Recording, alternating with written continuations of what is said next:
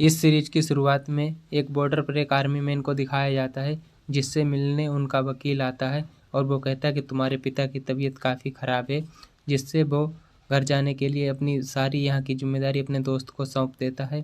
और इसके बाद वो अपने घर जाता है और अपने बड़े भाई से मिलता है, तो वो वहाँ पर काफ़ी खुश होता है। इसके बाद में उसके अपने बाप से मिलता है, जो वो बीमार होते हैं, और बाप बेटा दोनों आपस में बातचीत ही कर रहे होते हैं जब तक उनकी तबीयत ख़राब हो जाती है और वो मर जाते हैं। सभी उनकी कब्र पर जाते हैं और इसके बाद में वो लेडी दिखाई जाती है जो उनके बाप के बिजनेस में एक पार्टनर होती है। फिर उनके घर उनका वकील आता है और वो वसीयत पढ़ता है, जिसमें लिखा होता है कि मेरी पत्नी को सालाना खर्च दिया जाए और जो मेरा बेटा तय करेगा कि कितना खर्च दिया जाए। इसके बाद में वो अपनी बेटी को एक जहाज़ देते हैं और वो शर्त रखते हैं कि वो पूरी दुनिया का भ्रमण करे। इसके बाद में वो अपने छोटे बेटा को सारी जायदाद का वारिस घोषित करते हैं, जिससे उनका बड़ा बेटा भड़क जाता है और कहता है इस पर तो केवल मेरा अधिकार है, क्योंकि कानून के मुताबिक मैं इसका वारिस हूँ। और इस पर उसका वकील मुंडी हिलाने लगता है। तभी वो सारे वसीयत वहाँ से फेंक देता है और एक सीक्रेट रूम में चला जाता है। वहाँ पर वो नशा करने लगता है। तभी वहाँ पर उसका छोटा बेटा आता है और कहता है कि तुम निराश मत हो। तभी वो कहता है कि तुम मेरे जले पर नमक छिड़क रहे हो, पता है कि मैंने कितना कर्ज लिया है। और तभी एडवर्ड कहता है कि कैसा कर्ज? तो वो कहता है कि मैंने टॉमी से 4 मिलियन बोर्न लिए हैं और वो पहले आओ पहले पाव वाली स्कीम में लगा दिए, जो मैं हार चुका हूँ। और उसने मुझे धमकी दी, अगर मैंने उसके ये बोर्न नहीं लौटाए तो वो मुझे मार देगा। और वो काफ़ी ख़तरनाक लोग हैं और उन्होंने ब्याज जोड़कर टोटल 8 मिलियन बोर्न बना दिए हैं और जिसे निपटाना बहुत मुश्किल है। मैं सोचता था कि ये जायदाद मुझे मिल जाएगी और इसीलिए मैं उनका ये कर्जा लौटा दूंगा। इसके बाद में उस लड़के को दिखाया जाता है जो उसके पिता की बिजनेस पार्टनर थी। उसके बाद में वो बताती है कि तुम्हारे पिता सालाना 5 मिलियन बोर्न कमाते थे। तभी वो चौंक जाता है, क्योंकि वो कहता है कि इतना एक गौशाला से नहीं कमा सकते। तभी वो कहता है मैंने इसके नीचे ये गांजा का धंधा चलाया है और इसके लिए मैं तुम्हारे पिता को 10% देती थी, लेकिन अब वो नहीं रहे और इसीलिए तुम यहाँ के वारिस हो। इसीलिए मैं तुम्हें इस चीज़ की जानकारी दे रही हूँ, क्योंकि अब सौदा हमारे तुम्हारे बीच होगा। लेकिन एडवर्ड को इसी हफ्ते 8 मिलियन बोर्न की ज़रूरत होती है। तभी वो उस बिजनेस पार्टनर के पास कॉल करता है और वो अपने भाई के साथ उससे बात कर रही होती है। तो वो कहता है कि मुझे 8 मिलियन बोर्न की ज़रूरत है। इसके बाद में वो लेडी उस व्यक्ति का नाम पूछती है जिससे तुम्हारे भाई ने कर्ज लिया। तभी वो टॉमी बताता है। इसके बाद में वो टॉमी के बारे में अपने भाई से पूछती है, तो वो बताता है कि वो फिश मार्केट में मिलेगा और वो काफ़ी ख़तरनाक लोग हैं और कहता है कि तुम इसे संभाल लोगे। इसके बाद में एडवर्ड और एक ऐसे व्यक्ति को दिखाया जाता है जो उससे मिलने आया होता है और वो उसका बंगला खरीदना चाहता है और इसके लिए वो एक मीटिंग के लिए 2.5 लाख बोर्न दे रहा होता है। तभी वो लेडी फिश मार्केट में टॉमी से मिलने जाती है और तभी टॉमी पूछता है कि तुम कौन हो? तभी वो बताती है कि मैं बॉबी की लाडली बेटी हूँ।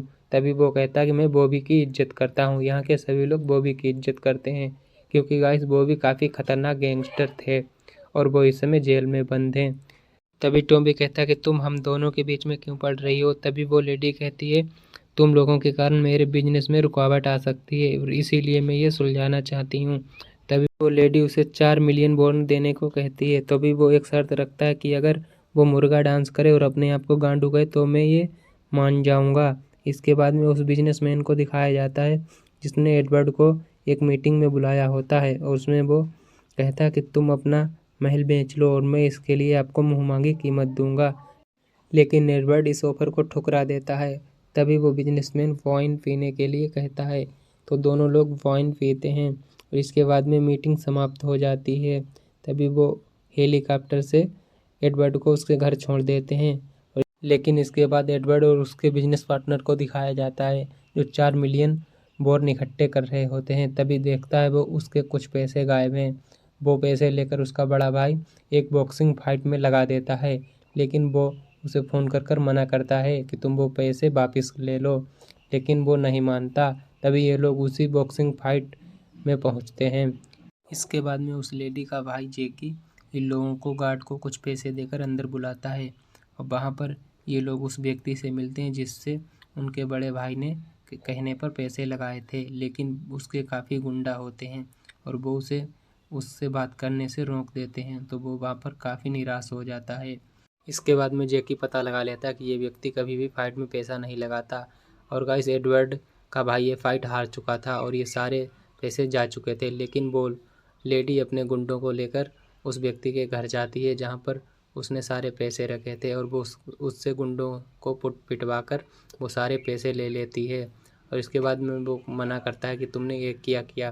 तभी वो कहता है एक कुत्ते के साथ सही किया। और इसके बाद में एडवर्ड को दिखाया जाता है जो अपने बड़े भाई से मिलने आता है और वो अपने बड़े भाई को बताता है कि मैंने उस व्यक्ति से सारे पैसे ले लिए जिससे तुमने उस बॉक्सिंग फाइट पर लगाए थे। और इसके बाद में ये भी बताता है कि टॉमी भी 4 मिलियन में मान गया है और उसने एक शर्त रखी है, क्योंकि तुम्हें अपने आप को गांडू और मुर्गा डांस करना होगा। तो वो कहता है ठीक है।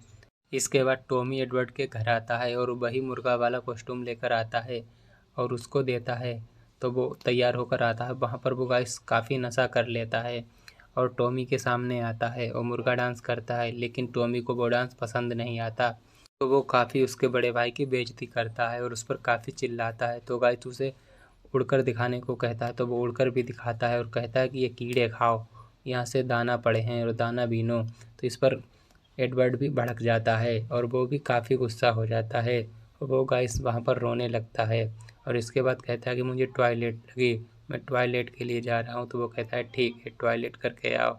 इसके बाद में वो टॉयलेट करने जाता है। वो गाइस दोबारा आता है और वो एक गन लेकर आता है।